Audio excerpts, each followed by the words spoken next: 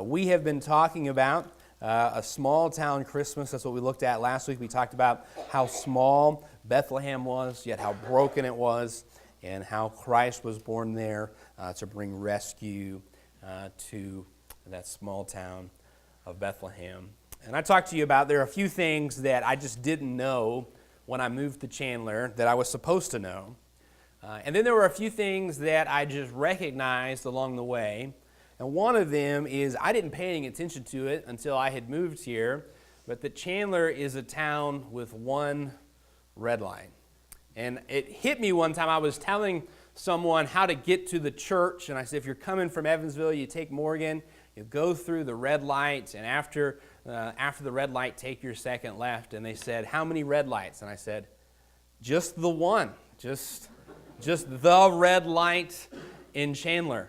And when we first moved here, Lynch hadn't been put in yet, and so there was no light there. And I remember when they put in Lynch Road intersecting there with the highway to Evansville, how upset everyone was that they put a red light at Lynch, and now there is a red light you have to go through to get to Evansville.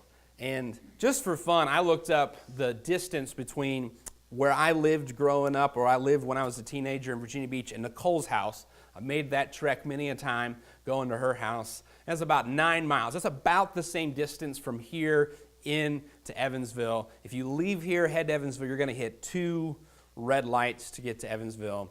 The same distance from my house to Nicole's house in Virginia Beach when we were teenagers, 18 red lights. And 2 of those had cameras on them that if you ran them, you'd get a ticket. Now, there are 2 red lights between here and Evansville, but I don't think all of you pay attention to them. I've seen you run through them and just pretend that there are no red lights, but if you do that in Virginia Beach, they're going to send you a picture of your car with a ticket. It's a one stoplight town, the one red light here in town. And Bethlehem was a lot like that. I didn't do a whole lot of historical research, but from what I can see, Bethlehem had no red lights, not one. I don't think they had a whole lot of lights, period, in Bethlehem. There had been very few lamps burning that night that Mary and Joseph made their way in late, looking for a place to stay the evening. In that small town, they got there after everyone else had for the census, and they found no room in the inn.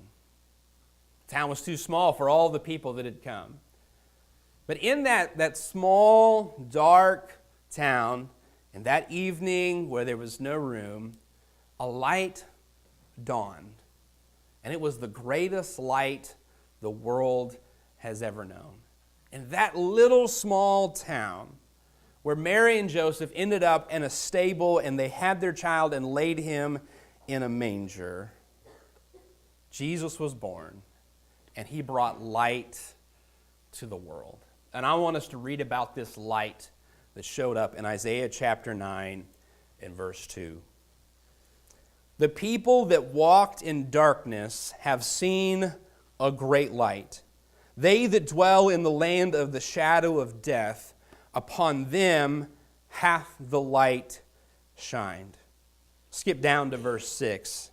For unto us a child is born, unto us a son is given, and the government shall be upon his shoulder, and his name shall be called Wonderful Counselor, the Mighty God, the Everlasting Father, the Prince of Peace.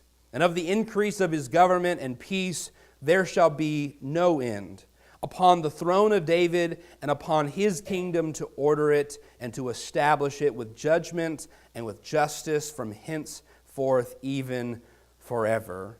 The zeal of the Lord of hosts will accomplish or perform this. This is a familiar passage when it comes to Christmas, and people recognize that we're talking about a son being born, Jesus the Christ child being born. We recognize that it's talking about him when it says, upon those that walk in darkness, there has been a great light. But many times people don't recognize the reason that Isaiah is saying these things, what he's speaking to, what's the issue at hand here.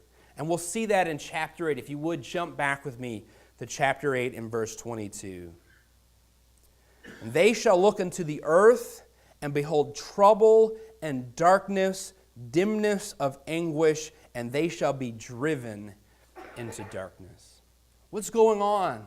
They're going to look to the earth and see darkness and dimness of anguish. You see, when Israel turned from God, Isaiah the prophet was calling them back to himself.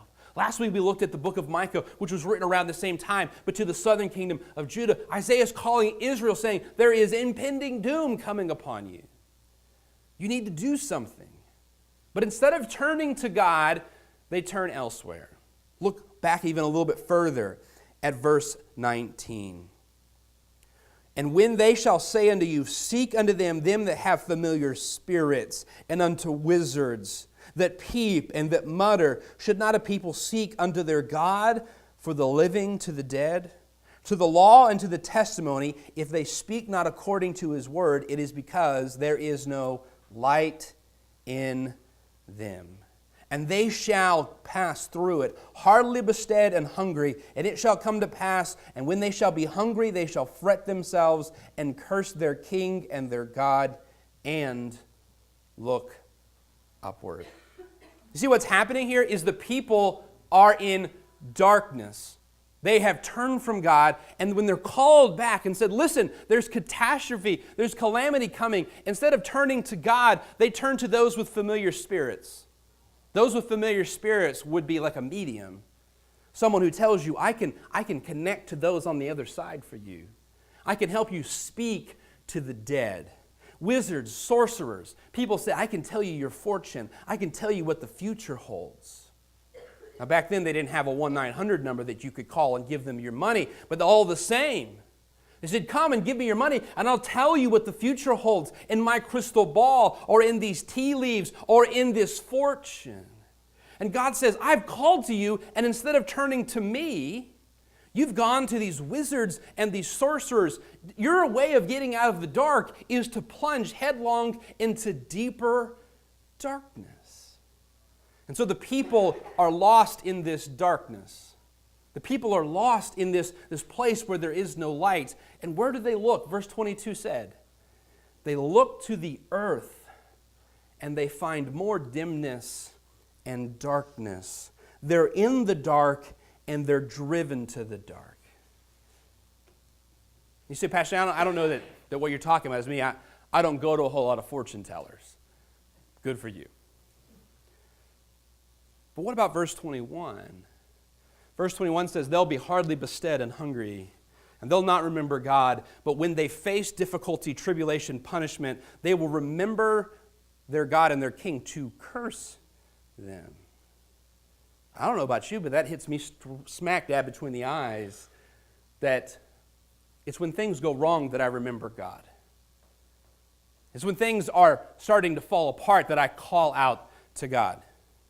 But as long as the day is going smooth, I don't think of Him, I don't remember Him. When things are going okay, but when things start to fall apart, that's when we say, oh, I need to come to God. Here in this passage, they remember God to curse Him. They're in darkness. They've forgotten God. And in their darkness, all they can see to do is to go further and deeper into darkness. And that's a pretty good description of our world today. We are in the dark and we are plunging further and deeper into the darkness, looking for answers, looking for light in the same places that we found nothing and been disappointed in the past. We keep looking for the light. And it may be that you're here this morning and things have been rough and hard. You've struggled, you've faced adversity, you've fallen prey to temptation, you've done things that you're embarrassed of, you're humiliated about. And this morning you feel this pull to just keep going further and deeper into the darkness.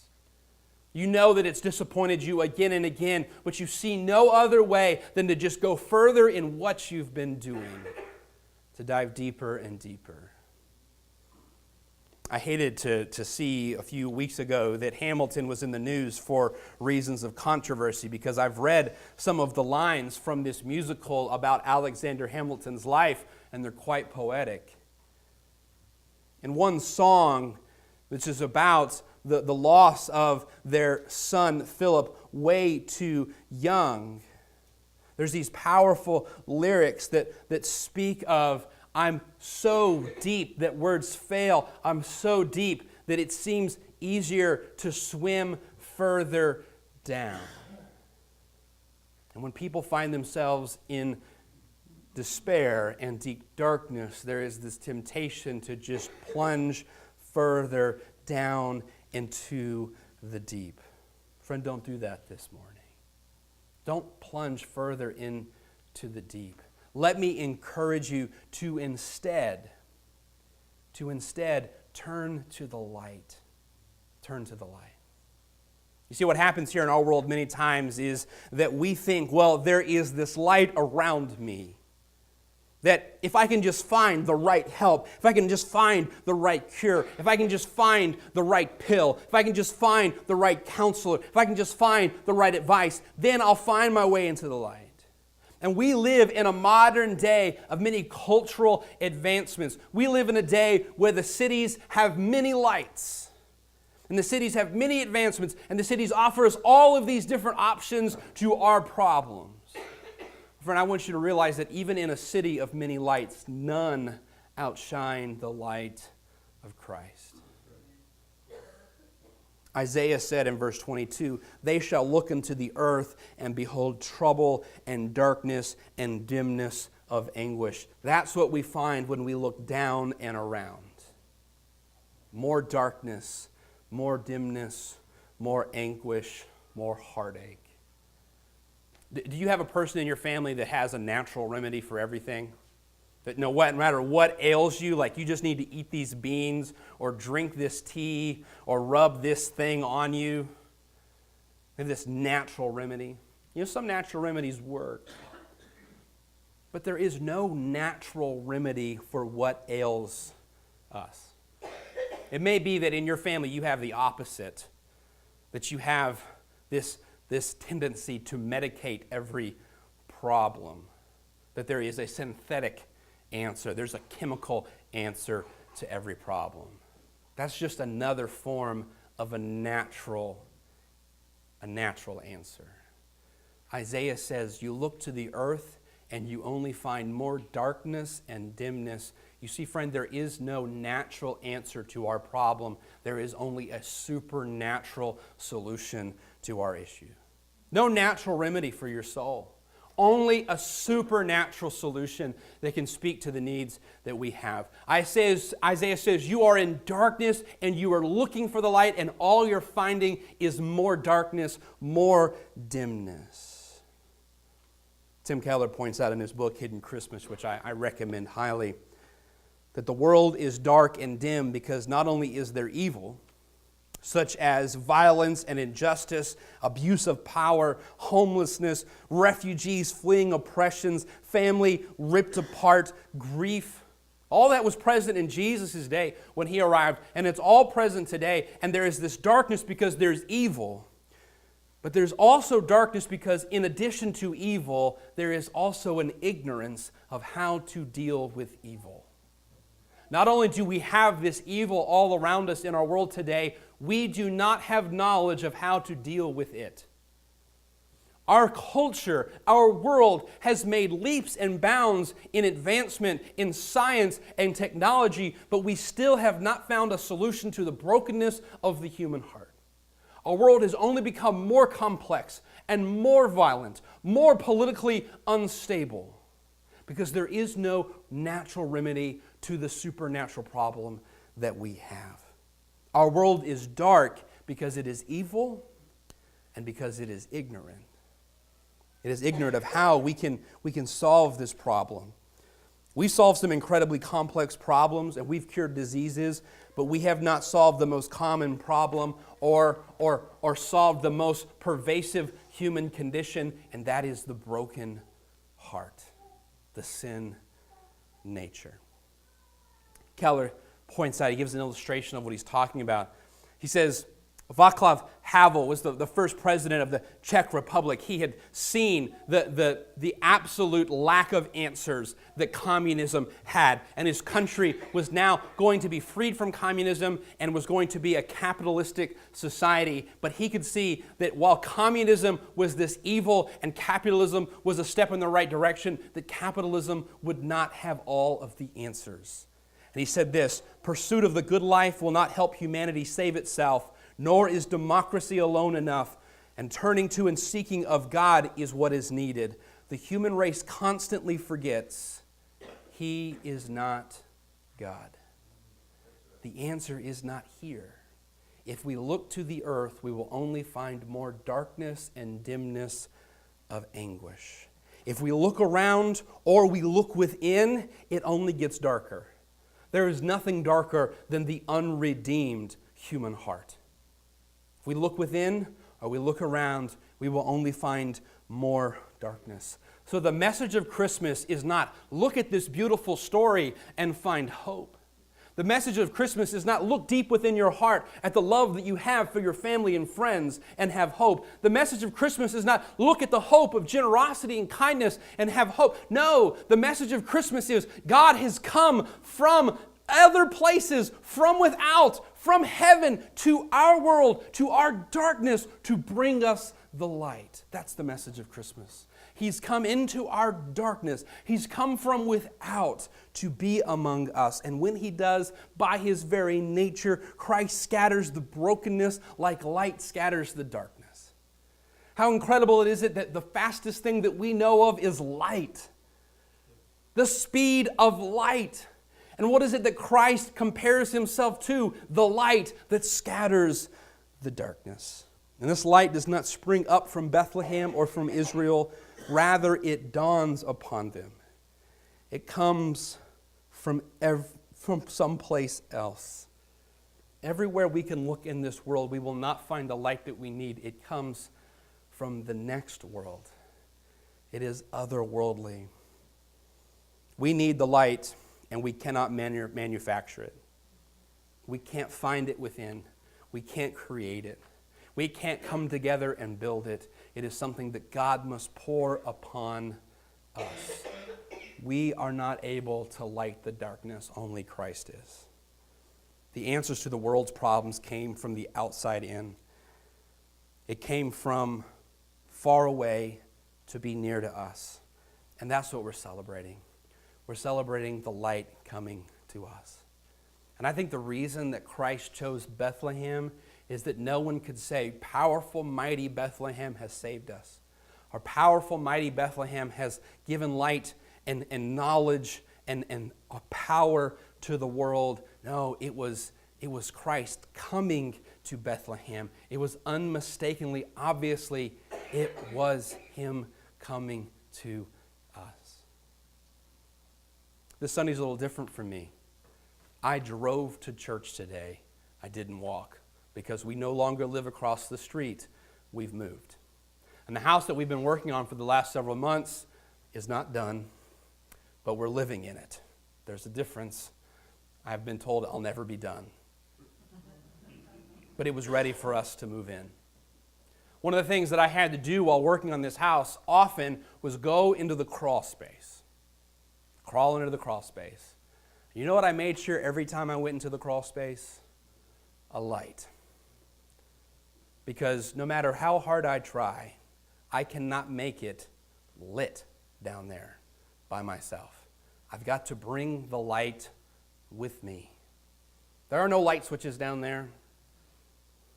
Only the light that I bring. And when Christ came down to us, He came from above below. He came to a place of darkness to bring the light. If we look around here, we will not find the light. It is only when we look above. So it was in a small town of few lights that the light of the world arrived. Verse 2 says, they have seen a great light.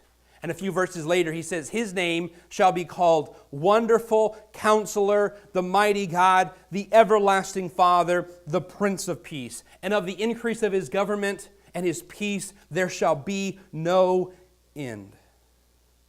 The light has dawned upon us, and his name will be called Wonderful Counselor, Everlasting Father, the Mighty God, the Prince of Peace. The light has been given a name. A child is born unto us, and this child is given a name. And every one of the names that is given to this child is a name that only God is worthy of. To call anyone else by these names would be profane and inappropriate. Isaiah is telling us that the child that will be born is not a messenger of God. He's not an agent of God.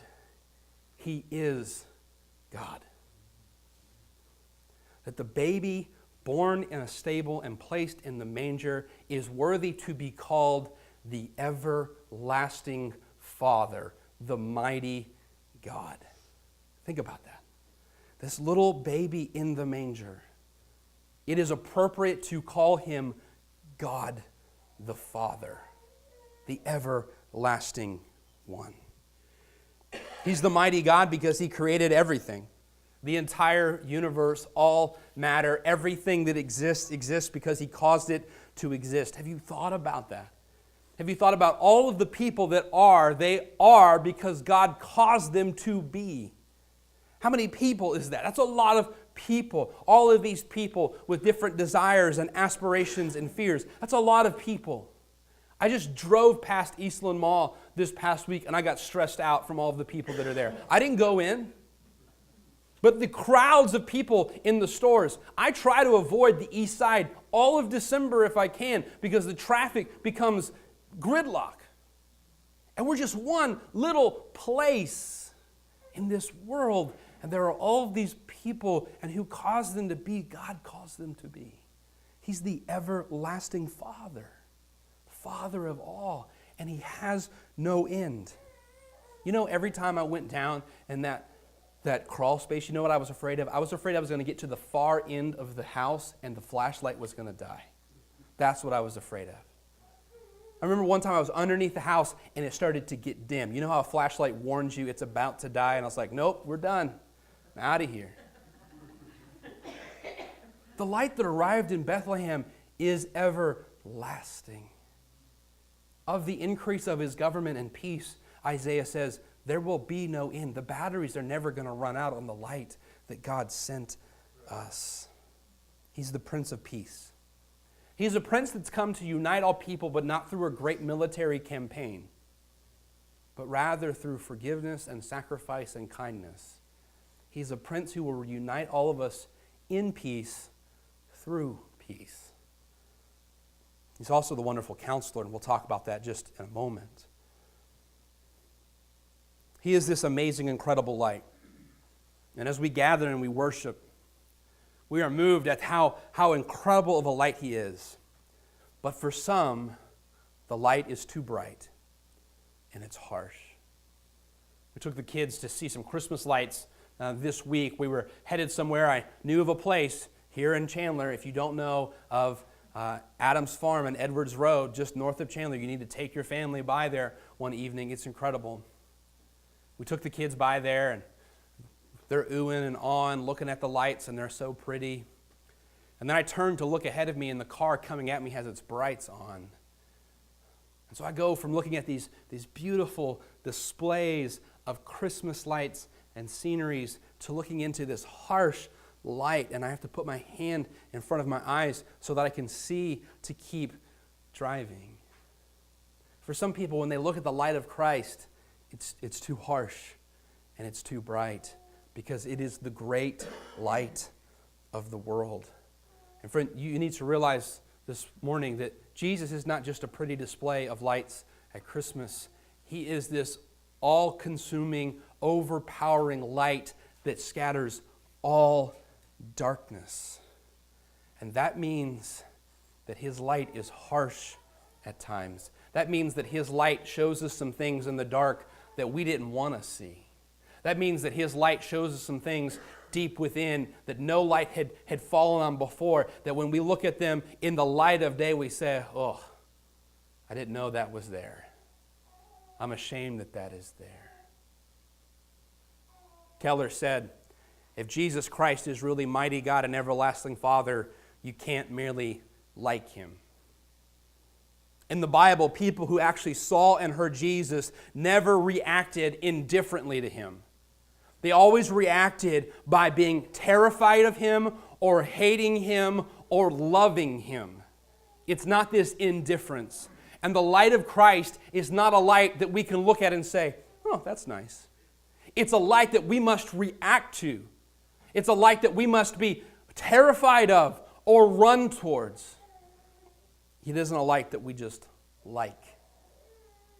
We must react appropriately. Lastly, I want you to realize that this light of the world that arrived in Bethlehem, that dark, small town, that it shines upon us. Verse 2 says, the people that walked in darkness have seen a great light. They that dwell in the land of the shadow of death, upon them hath the light shined. For unto us, verse 6 says, a child is born. Unto us a son is given. You know, there's a difference between a light shining and a light shining for you. A light shining at you. And the light that Christ pours down upon us, it pours down for us to show us the way. Isaiah says he's wonderful counselor. Christ came more than to just merely show us that we're in the dark. He came to show us the way out of the dark.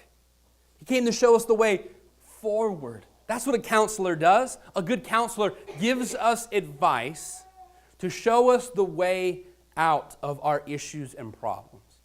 Now, I think sometimes we think of a counselor as someone who just listens to our problems. And they do a lot of listening. But the benefit is that they listen to the issues and the struggles, and they give wise counsel and advice of what to do. And when Christ came, what he was saying is, I am going to walk a mile in your shoes. I'm not only going to be familiar with what you were going through academically or have a knowledge of it, I'm going to experience it. I'm going to feel it. I'm going to be in it. I'm going to immerse myself in this human condition. God the Father came to be born as a man, and he came unto us as one of us to identify with us and rescue us. That's why he came. Dorothy Sayers says, he exacts nothing from man that he has not exacted from himself. He himself has gone through the whole human experience, from the trivial irritations of family life and cramping restrictions of hard work and lack of money, to the horrors of pain and humiliation, defeat, despair, and death. He was born in poverty and suffered infinite pain, all for us, and he thought it well worth his while. He came and he lived as one of us, identified as one of us, so that he could be our counselor, our high priest, so that he could rescue us. You see, he looks at your life and he knows exactly what it is that you need. Some of you might remember last year I told you that some people are hard to shop for. It's hard to buy them a Christmas gift. You don't know what to get them. But when Jesus comes to your name on his list, he knows exactly what you need. He knows exactly what to give you. He is the wonderful counselor. He has experienced this life, and he wants to give you rescue and give you counsel and give you advice. But this morning, I want to ask you, are you ready to receive that gift? Because it's not an easy gift to accept. Because what Keller got to in that passage, that paragraph that I was quoting to you earlier was this. He says, imagine that your friend comes to you with a Christmas gift and you open it up and it's a book. And then you notice it's a dieting book. And you look at it and you go, oh, thanks. And then another friend comes to you with another gift and you open it and it's another book. And this book is titled Overcoming Your Selfishness. And you say, oh, thank you. To accept those gifts and really appreciate them, you've got to acknowledge, I'm overweight and obnoxious. and I need these books. Thank you for giving them to me. To really appreciate those gifts, you have to acknowledge that it's something that you needed, that it was a gift that fit you. And to really appreciate Christmas, to really appreciate that Christ came and lived here among us, to appreciate the fact that Christ came and died on a cross for us, to appreciate that, you've got to realize you needed Him to do that. That was a gift that you needed. To fully appreciate the gift of Christmas, you've got to acknowledge it was a gift that you had to have. And to acknowledge that is to acknowledge that you're a sinner and that your heart is broken. And not just broken in that you're disappointed, broken in that you do the wrong things and desire the wrong things. To admit that you are a sinner is to recognize just how great the gift is that He gave us, because it's one that we desperately needed. For us to appreciate the light that is Christ, for us to appreciate the light that was born in Bethlehem, we've got to see just how dark it is. And when we recognize that we are sinners, that we need Him, we recognize just how beautiful Christmas is. You see, Christmas is beautiful not because it's a nice story, not because there's pretty decorations, not because there's family traditions. Christmas is beautiful because I needed Jesus to show up in Bethlehem. I needed Him because in my life is darkness, and I'm desperate for the light. Let's bow our heads for a word of prayer.